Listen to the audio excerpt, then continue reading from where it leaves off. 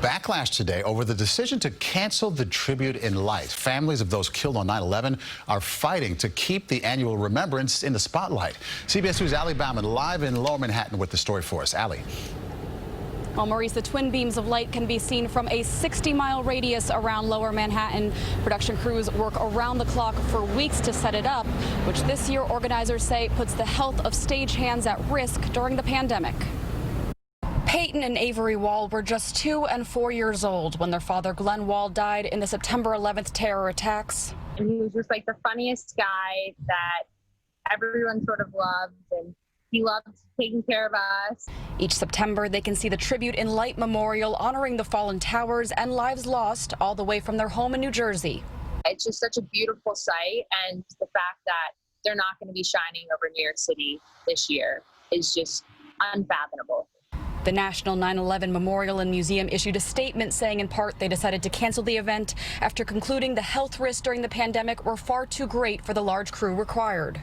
We have workers here in New York that would love to do this work, that would be honored to do this work. The Memorial and Museum says nearly 40 stagehands typically work in close proximity to produce the installation, which organizers say does not align with COVID-19 safety precautions.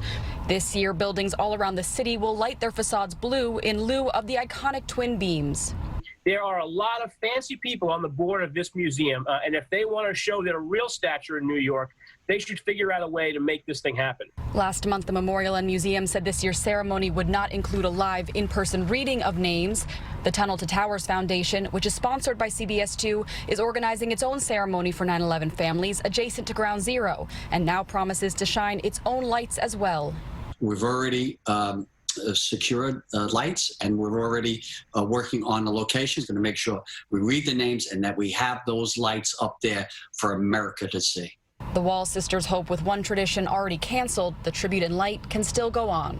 If the names aren't going to happen the way they usually do, could we just please keep the lights? Like, it's just so beautiful and so important and really special to us. A group of city council members have also written a letter to the White House asking for support in the effort of presenting the tribute. We're live from Lower Manhattan. Allie Bauman, CBS 2 News.